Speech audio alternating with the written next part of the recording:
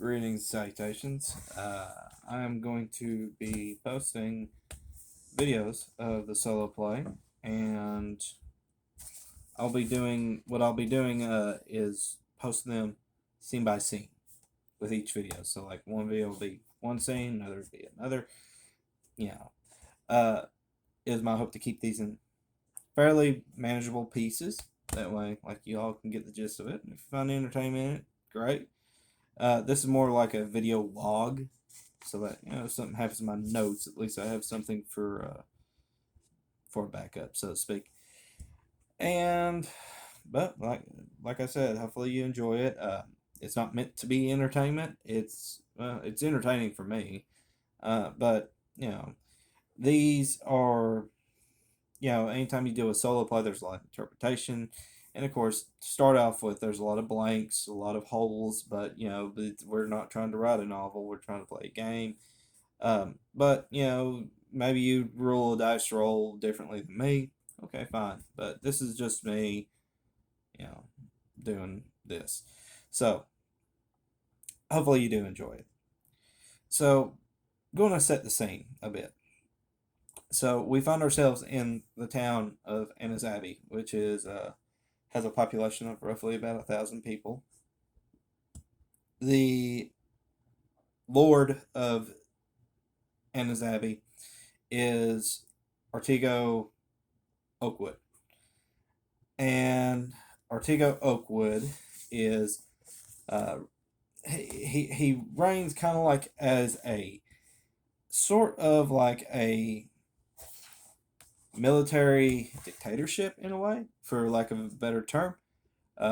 He sees that his town is sovereign to itself only, which is kind of a problem. But politics, something to explain later. In the meantime, the way he rules the town is somewhat effective. The town is kind of built like a circle. In the middle of that circle, you have Castle Oakwood, which the keep which the Lord and his family and his guards reside, um, cylindrical, and is surrounded by square towers with a wall that's hexagonal, and there's a moat around it filled with piranha. Uh, the townsfolk will sometimes come outside and see the guards throwing raw pieces of meat into the moat to feed the fish. But in the meantime, a lot of people within Anazabi seem to be pretty well off, all things considered. Uh, the, the political leadership of Artigo Oakwood seems to be very effective, seems to work for them. The town uh, has a temple, it has a public bathhouse, and um, also another favorite for the locals, a gallows for any traitors or criminals or dangerous individuals, etc., to be made an example of, but done so in a way to provide a sort of grisly entertainment for the folk, um, was the common pastime for a lot of folk back in the day. And so we find ourselves within Anna's Abbey, and the unfortunate reality is that there are some people not fairly well off, like their neighbors, as the town also houses slums. And here in the slums is where we meet our two characters. Two characters that come from the same place, childhood friends, took different paths in life, but kind of reunited here, um, with some kind of common interests and common goals. We have Griff and we have Amelia. Now, Griff himself finds himself in trouble quite a bit. Griff, Griff's kind of your typical man who grew up on the street. street urchin, burglaring, and he also dealt in a lot of shady business. Um, he knows how to make a deal with somebody, whether legitimate or illegitimate. He's very good at it. It's what helped him make a living, and it's what kept him alive this long.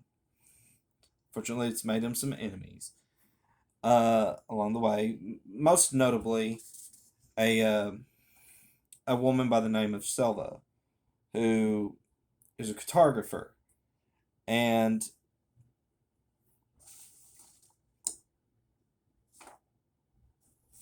Selva is a local, and she was sold a shoddy product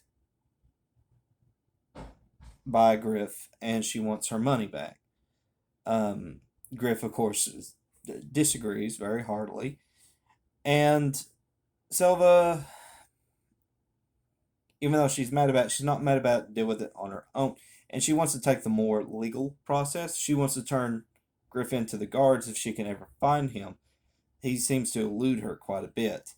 Um, and honestly, the guards, they don't care what happens in the slums. It's no deal to the as long as they're not as long as he's not ripping off Ortega Oakwood, the guards could care less. So Griff finds himself trying to escape the sights of Selva, and then his friend Emilian. Emilian is physically weak, and he seeks to kind of bypass it in some way without the hard work involved. Um, this is where their paths branched off because while Griff was very much an urchin of the streets, Emilian, he's not highly intelligent, but he's literate, more literate than Griff, and he was interested in an order of monks who were like martial artists in a way, and he just couldn't cut it. It wasn't the lifestyle for him because while he loved the metaphysics and the philosophy behind it, he just physically was unable to perform what they were able to do, and so quite a different direction in life. However, when he came back, he became a preacher, and this means he's very charismatic, and he or he's charismatic to a lot of people, but he can also come off as um, a bit strange sometimes. He likes to hug people a lot, which is something a lot of people are not used to. And he's very good. Like he's very oratorial gifted. He was able to go out on the streets and like preach the religion of Anazabi to the masses. He was not able to perform miracles or anything like that, but he was able to at least be the mouthpiece for the temple. But be that as it may, as such, Emilian and Griff meet each other, uh, oftentimes broad daylight in a public place, especially in the slums, because where Anazabi is under a strict rule from Artego Oakwood, there's a curfew. And so, it'd be more suspicious to meet after dark. I mean, what would you have to hide in the dark? So, hiding in plain sight and doing so in the slums where people are less likely to ask questions of you. And so, it's a cold, windy morning. It's roughly about 7 a.m. And they meet in the streets of the slums to talk. And Griff mentions a potential opportunity. He has heard through the grapevine, through a lot of the vagrants that happen to call the streets home, that there is a particular scribe that is in possession of 20 gold pieces and something else. Now, Griff is not really interested in 20 gold pieces. Griff can make that easily. He doesn't care. Um, Considering his background, he can make 20 gold pieces in one night if he really wanted to, even through legitimate reasons or legitimate methods. But he is more interested in a particular special item that he has heard that this scribe has possession of. And not only has he figured out what the item is through his sources, but also the location of where the scribe hides it. The scribe is in possession of a vial of extremely lethal poison. Instantly kills its victim.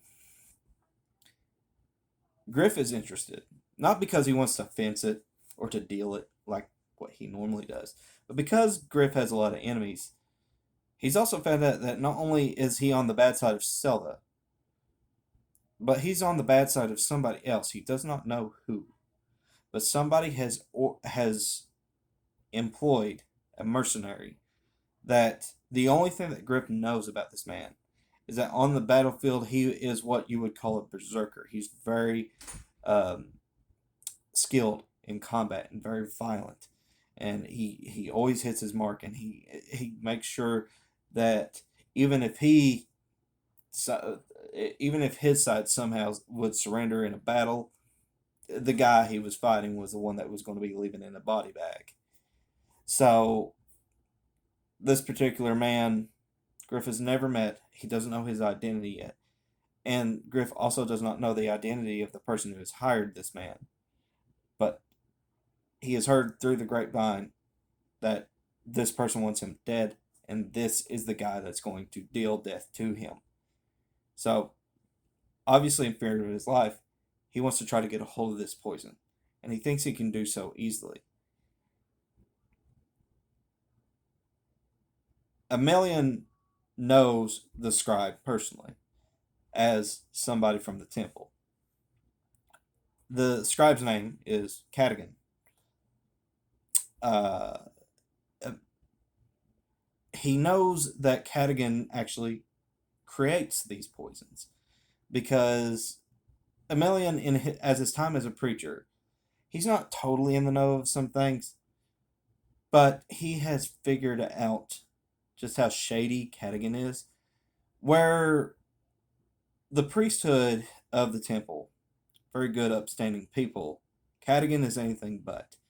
And Cadigan has always struck Aemelian as the kind of guy who would probably use fear to his advantage. And that he creates these things to, like, maybe taint some food or to poison the well for a little bit, just to get the townsfolk fearful. And fear is a powerful weapon, and so can religion be. And so people flock to the temple to pray that these misfortunes pass them over. And so they will give to the priesthood. And then suddenly, food's no longer tainted. The well, after maybe a month, will start to kind of, like, the the miasma coming from it might be not quite as potent, and then eventually the water seems to run its course, and it's not so stagnant and deadly anymore. And he doesn't know how he does the trick with the well, but he knows how his trick with the food. So, and he also knows that this is totally unaware. Like, the temple priests are totally unaware of Cadigan's dealings, of what Cadigan is doing, and so is Artigo Oakwood. Nobody knows that Cadigan is doing this except for Aemelian. Aemelian found out, and it's one of the reasons why Aemelian is not really much of a preacher anymore, because he needs to distance himself a little bit from Cadigan. He's just picking and choosing his right time. So, the pair are formulating a plan. And now they have come up with a very common solution. They are going to extort Cadigan for his poison. What'll come about from this? Don't know. A little interesting though. So, as always, guys, take care. God bless. I'll see you on the other side. Like I said, not totally perfect. Some holes. Hopefully, we fill some of these holes. But, I mean, I'm at least intrigued. So, again, take care, guys. Thank you.